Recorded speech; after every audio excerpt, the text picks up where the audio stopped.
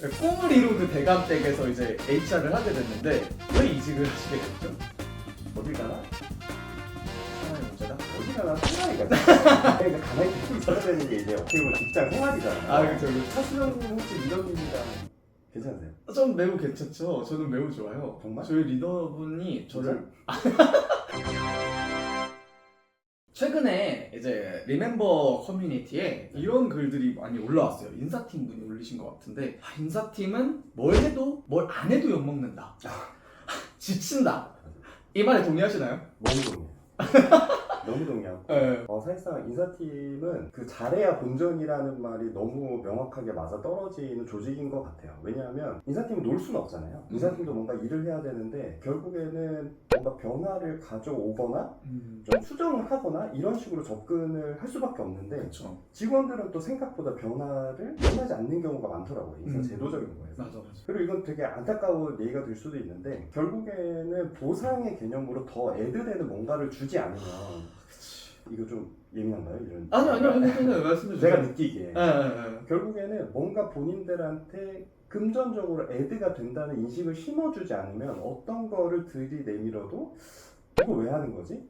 이거 우리한테 어떤 도움이 있는 거지라는 의문을 계속 제기하고 문제 제기를 하는 것 같아요. 맞아요. 저도 이거 100% 공감하는데 좀 인사팀 입장에서는 억울해요. 왜냐면 그렇죠. 보상의 개념도 저희가 이제 잘 설계를 하는 거지 사실 승인은 위에서 떨어지는 거거든요. 그렇죠. 그쵸. 그러니까 저도 사실은 우리도 구성원이잖아요. 그럼. 그러니까 더 많이 받고 싶은데 그래. 이게 안 돼요. 돈이 한정적이잖아요. 근데 이제 많은 분들이 오해하시는 게 우리가 인건비를 안 줘서 그런 거다. 맞아, 우리 주머니인 것처럼. 우리 주머니가 저희도 회사 돈 받고 다니는 거거든요. 네. 자기가 나보다 더 많이 버는데 그리고 이런 것도 있어요. 평가 있잖아요. 그렇죠. 평가도 예민하죠. 굉장히 예민하죠. 저희도 근데 굉장히 예민한 걸 알고 있거든요. 저희도 평가를 받는 입장에서 물론 이제 차이가 있다라고 한다면 그분들의 이제 평가라든지 그런 거를 모든 인사팀이 다 알지는 못하는데 이거는 근데 평가는 저희가 하는 게 아니잖아요 또. 진짜 리더분이 하시는 거죠? 네, 그 해당 팀의 리더분이 하시는 건데 그 모든 화살의 타겟은 저희한테 오더라고요. 네, 그래서 좀 억울했다라는 걸 이 자리에 빌어서 본인 인터뷰인가 봐요. 아니 공감하시잖아요. 맞아요. 공감하시죠? 내 얘기 같기도 하네. 네, 그래서 인사팀에 이제 뭘 해도 욕먹고 뭘 안 해도 욕먹는다를 공감하신다. 안타깝다라는 거죠. 근데 이제 커뮤니티에 그 반박하는 글이 딱 올라왔어요. 뭐라고 나왔냐면 인사팀이 제대로 직무 분석이나 이런 거 제대로 하는지 모르겠다. 인원이 필요한데 왜 채용을 안 해주냐. 인사팀은 그래도 회사에서 조금만 잘해도 챙겨주지 않느냐. 이런 이제 반박글이 올라왔는데 어떻게 생각하시나요? 일단 세 번째 거 먼저 좀 얘기하고 싶은데 네. 이거 오늘 타성님한테 좀 여쭙고 싶어요. 네네. 조금만 잘해도 회사에서 인정해주고 뭔가 악기를 이렇게 만들어주나요? 그런 거 없죠. 똑같아요. 일절 없지 않아요? 네, 오히려 욕을 더 많이 먹잖아요. 오히려 저희 팀이 평가를 잘 받는다라고 이야기를 받으면 오히려 그것 때문에 더 불안에 떨어서 사업부장님이나 임사 임원이 안 주나요? 점수를 안 줘요. 평점을 그냥 매기는 거지. 네, 왜냐면은 회사의 그 평판이라는 게 있잖아요. 맞아요. 되게 중요하잖아요. 인사팀이 야, 평가 잘 받았대 라는 평판이 들리는 순간 회사의 모든 지탄은 인사팀한테 가거든요. 저는 사실 되게 열심히 했다 생각했는데 좋은 점수를 못 받은 경우도 있었고 물론 열심히 해서 잘 받는 경우도 있는데 그건 사실 제가 봐도 누가 봐도 내가 잘했어. 어떠셨어요? 불쾌해요. 아니, 실제로 이런 평가를 받았을 때 네. 혹은 회사에서 조금만 잘해주지 않냐라고 했을 때 우선 이전에 지금 회사도 그렇고 전 직장도 그렇고 다 노동조합이 있었어요. 오. 노동조합이 있었기 때문에 노동조합의 그런 인식이나 입김이나 이런 것들을 사실 안 볼 수가 없어요. 그래서 지금의 그 전무님은 어떤 것을 정하고 뭔가를 이제 하려고 할 때 노동조합에서 이슈가 발생하지 않도록 이렇게 합시다. 혹은 잡음이 발생하지 않도록 이렇게 합시다. 인사팀이니까 이렇게 먼저 합시다. 이런 말을 굉장히 많이 하세요. 사실상 저는 이게 어떻게 보면은 어쩔 수 없는 부분이긴 해요. 노동조합이랑 함께 가야 되는 그리고 그 선두에 있는 조직이 인사팀이니까 그쵸. 그건 맞는데 한 명의 직원 입장에서 보면 아니 일을 하는데 뭐 그렇게 눈치를 많이 보냐는 거예요. 내가 인사팀이어서 이건 정말로 인사팀이어서 어떻게 보면 차별을 당하는 부분이잖아요. 아 그쵸. 네. 맞아. 하고 싶은 거를 막 할 수 있는 게 아니고 눈치를 막 본 다음에 뭔가를 해야 되는 게 이거는 그래서 아까 다시 질문으로 돌아가면 인사는 조금만 잘해도 뭔가 잘 봐주지 않나요? 오히려 완전히 역행하는 경우가 훨씬 많아요. 네, 그럼 앞에 넘어가서 뭐 채용 안 해주지 않냐 이런 말들. 채용 담당자셨잖아요. 이번에는 채용을 좀 담당했었죠. 네, 어떤 느낌을 받으셨나요? 이 얘기를 또 안 할 수 없는 게 채용에 대해서는 사실상 이게 참 안타깝지만 한 명 뽑고 헤드카운트 이 모든 것들은 사실상 돈과 연결될 수밖에 없어요. 우리도 손을 많이 데려와서 일을 빨리빨리 하게 하고 싶고 생산성을 높이고 싶은 것이 궁극적인 저희들의 마음이긴 하지만 모든 인사의 사람을 뽑고 헤드카운트를 채우는 데는 돈이 필요해요. 맞아. 그 사람의 급여를 주는 거는 사실상 현업에서 생각을 하지 않는 경우가 되게 많아요. 그쵸. 우리 아까 얘기했던 것처럼 우리 보따리인 것처럼 그쵸, 맞아. 그렇게 생각하는 거죠. 너 왜 거기 주머니에서 떼다 주면 되는 거 아니야? 어. 약간 이런 식으로 생각을 하는데 생각보다 한 명을 채용했을 때 그 사람한테 들어가는 인건비는 단순한 급여 이상의 굉장히 많은 비용이 들어가게 돼 있어요. 그래서 인사팀은 한 명 한 명을 채용하는 데 있어서 신중할 수밖에 없거든요. 맞아, 이거 진짜 공감하는 얘기예요. 근데 현업에서의 그런 의견을 듣자마자 안 돼요. 이런 사람 많잖아요. 이렇게 내치는 게 아니거든요. 결국에는 검토를 해보고 거기에 이제 헤드카운트가 어느 조직이 부족한지 정말로 생산성이 안 나오는 조직이 어딘지를 이렇게 면밀하게 보면서 결정을 하는 건데 인원이 필요한 그 부서에서는 그렇게까지 넓게 생각을 안 하잖아요. 항상 맞아. 내 손이 부족하고 우리가 일이 많다는 거가 너무 힘드니까. 맞아. 그건 100번 이해해요. 네. 이러한 이제 견해 차이, 어떻게 보는 이제 시각의 접근법의 차이에서 그러한 쟁점들이 부각되지 않나 이렇게 생각을 해봅니다. 그래서 여러분 채용이 굉장히 중요한 변수가 많아요. 네, 변수가 많아요. 네, 그래서 저희도 그런 것들을 고려해서 채용을 하느라 좀 시기가 늦어진다는 점 이해를 해주세요. 이제 세 번째 이야기를 해서 우리 인사팀 사람들의 이직 이야기를 한번 인사팀 분들 굉장히 궁금해하실 것 같아요. 어떤 분? 이걸 보시는 우리 인사팀 분들이 이번 시간은 인사팀은 어떻게 이직을 할까 한번 우리 인사팀의 프로 이직러. 근데 저보다 이직 많이 한 사람들 많으세요. 근데 대기업 중견에서 이제 스타트업까지. 테크트리가 좀 그렇죠?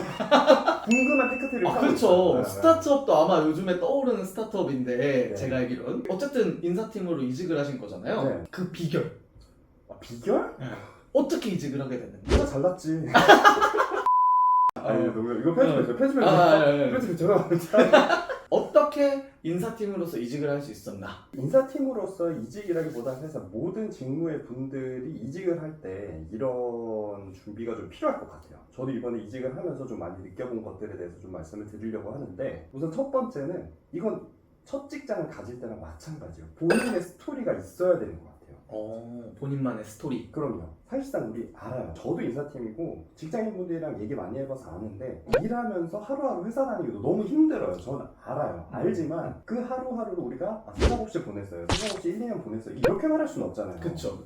그러니까 내가 이러한 생각이 있어서 이러한 일을 했고 여기서 이런 걸 느꼈고 이거를 어떻게든 설명을 해야 돼요.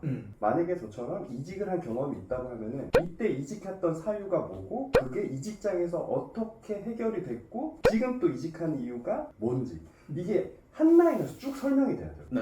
굉장히 그치. 네, 굉장히 많은 것들이 좀 이렇게 변수로 스토리를 만들어야 되는 부분이 있고 두 번째는 이거는 제가 이번에 이제 이직을 하게 되면서 많이 느꼈던 건데 제가 첫 번째 이직할 때는 제가 한 대리 정도였어요. 대리 정도였어요. 가장 잘 팔릴 시기. 그렇죠. 네. 그래서 대리 때는 사실상 제가 인터뷰 준비를 많이 안 했거든요. 인터뷰 준비를 많이 안 하고 그냥 이렇게 가서 그러니까 내 이미지로 소위 말하는 이미지로 그냥 단정하고 이렇게 얘기를 잘하고 뭔가 경청하는 느낌을 어필을 하고 이렇게 했을 때 잘 됐었거든요.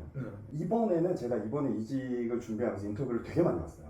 되게 많이 봤는데 본인만의 생각이 어떤 질문이든지 말할 수 있어야 돼요. 이게 단순히 쉬운 질문이든 어려운 질문이든 처음 받아보는 질문이든 본인의 어떠한 능력을 되살려서 어떤 능력을 불살라서라도 그 질문에 대답을 할 줄 알아야 되고 제가 느꼈을 때 그러한 질문에 대답을 못하는 순간이 온다. 그렇게 되면 그 인터뷰는 사실상 확률이 반반으로 갈려요. 전 그렇게 느꼈거든요. 제가 이번에 스타트업도 준비를 했지만 최근에 컨설팅 업체도 인터뷰를 했어요. 컨설팅 업체라고 하면 그야말로 이제 제도 기획의 선두주자잖아요. 선두주자잖아요. 그쪽이랑 인터뷰를 했는데 거기는 처음부터 끝까지 그건 왜 그럴 거라고 생각하세요? 그때 무엇을 느끼셨어요? 어떻게 해결할 것 같으세요? 그때 본인은 뭘 느꼈어요? 이게 매 질문마다 나와요. 어... 하물며 내가 이직한 사유에 대해서도 그래서 다음 회사 갔을 때 그거는 어떻게 개선이 됐고 본인은 뭘 느꼈나 이거를 계속 물어봐요. 그래서 내가 과장이 되어서 이직을 할 때는 어떤 질문에라도 내 생각이 반드시 들어가야 되는 거예요. 그리고 그게 일맥상통해야 되는 거예요. 이걸 이제 알았거든요. 그걸 사실 저는 인터뷰를 하면서 좀 이제 깨우쳐서 앞에 인터뷰 봤던 거 좀 많은 것도 많고 그래서 결국에는 이제 뭐 다시 이직을 이제 성공을 하게 됐지만 그게 너무 중요한 거예요.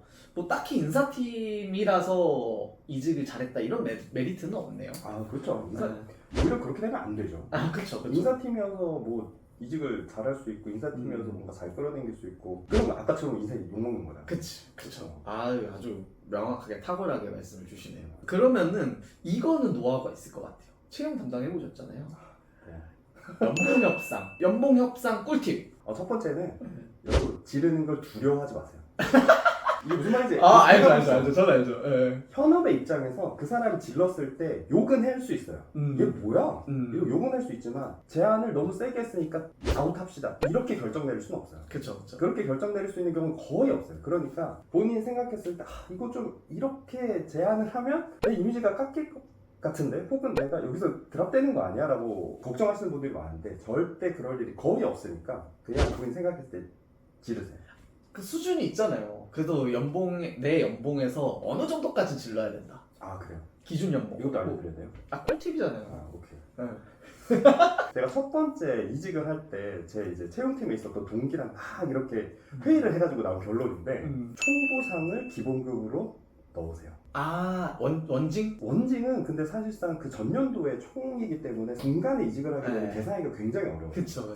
그러니까 크게 잡아도 상관없고 결국에는 본인이 그리고 있는 기본급이랑 뭐 여러 가지 복지들이 현금성 복지가 있을 거고 뭐 포인트 같은 것도 있을 거고 다양한 이제 현금성 복지들이 있잖아요. 그걸 다 애드해서 기본급으로 던지세요. 그리고 던지고 그 다음에 협상을 이제 이렇게 내려오면서 진행하시는 게 편하실 거예요, 마음이. 아무래도 그죠? 저는 그렇게 했어요. 근데 그래서 얼마나 뛰었어요? 알겠습니다. 네. 알겠습니다. 이거 물어보려 했는데. 네.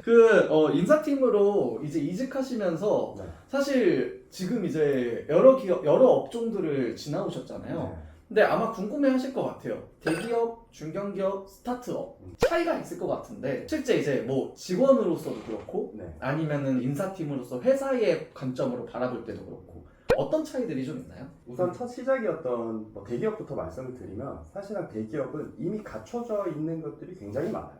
굉장히 많기 때문에 어렵겠지만 사실상 처음 일을 시작하는 곳은 대기업으로 가라고 저는 말씀드리고 싶기는 해요. 가면은 체계적으로 일을 배울 수도 있고 똑똑한 분들도 많고 내 리더나 동료나 보고 배울 점들이 어디든지 한 구석은 있는 분들이 많거든요. 첫 시작은 대기업에서 할 수 있으면 너무 좋을 것 같아요. 네. 다만 대기업의 단점은 뭐냐면 아까 제가 이직을 하게 된 사유랑 동일한데 결국에는 빨리 업무를 처리를 하고 효율성을 결국엔 추구하게 되거든요. 맞아요. 본인이 생각한 거나 원하는 거를 이루어낼 수 있는 목소리를 내기가 조금 어려워요. 맞아. 하고 싶은 것들이 있다고 해도 혹은 아닌 거를 발견했다고 해도 그거를 말하고 뭔가 개선하기가 조금 어려울 수 있어요. 그리고 아까 말씀드렸던 것처럼 본인이 다른 직무, 다른 걸 하고 싶다는 얘기를 하더라도 되는 경우가 거의 없거든요. 그쵸. 그런 것들이 맞아. 좀 이제 대기업의 단점이 될 수 있지만 아까도 말씀드렸던 것처럼 일을 처음에 배우고 본인이 성장할 수 있는 기반을 가지기에는 대기업은 굉장히 좋은 경험이 될 수 있다 이런 얘기를 좀 드리고 싶고요. 중견기업 같은 경우는 정말 어중간해요. 이게 나쁘다는 의미가 아니고 상당히 어중간한 이미지를 갖고 있어요. 회사가 지속적인 수익을 내거나 막 든든하게 회사가 버팀목처럼 버텨주는 것도 아니고 제도나 이런 것들이 완전하게 이렇게 갖추어져 있어서 직원들로 하여금 뭔가 더 바꿀 것이 없을 정도로 그렇게 탄탄하게 있지도 않아요. 그 어느 중간에 있기 때문에 본인이 잘 판단을 해야 돼요. 미래에 자기가 세운 비전이 이 회사에서 달성될 수 있는지 그런 것들도 봐야 되고 그 가운데에서도 여러 가지 업무에서도 본인이 어느 방향으로 갈지를 굉장히 많은 결정을 하게 만드는 것이 제가 봤을 때 좀 중견기업이 아닌가 이렇게 이제 생각을 좀 해봤습니다. 그 인사직무 희망자나 혹은 인사 지금 담당을 하고 계시는 우리 직장인 여러분들께 우리 한마디 딱 해주세요. 우선 인사 업무를 하고 계시는 분들은 사실 제가 뭐 드릴 말씀은 없어요. 여러분들 너무 잘하고 계시고 너무 고생하는 거 충분히 공감하니까 다들 각자 자리에서 파이팅 해주시면 너무 감사드리고요. 제가 좀 드리고 싶은 말씀은 인사직무를 희망하시는 분들에게 좀 몇 가지를 말씀드리고 싶은데, 흔히들 이제 잘못 선택하는 것들이 뭐냐면, 나는 사람이랑 만나는 걸 좋아하니까, 사람이랑 대화하는 걸 좋아하니까, 뭐 E니까, MBTI E니까 좋아하는 뭐 이런 것들을 이제 잣대를 가지고서 HR을 기웃거리시는 분들이 간혹 있는 것 같아요. 근데 아까도 잠깐 말씀드렸지만 HR은 훨씬 뾰족하고 훨씬 더 치밀하게 제도를 결정하고 선택하고 언젠가는 직원들과 싸워야 되는 순간도 겪어야 되는 직무가 HR이에요. 어떻게 보면 저는 제일 극단적인 상황을 말씀드린 거지만 마냥 핑크빛이고 하늘빛이고 파스텔 컬러인 직무만은 아니에요. 그렇기 때문에 여러분은 본인이 거기에 대해서 본인 성격과 잘 맞는지를 판단을 하셔서 HR로 한 발 내디디신다면 충분히 좋은 성과를 내실 거라고 생각합니다. 네, 감사합니다. 지금까지 타스정이었습니다. 감사합니다.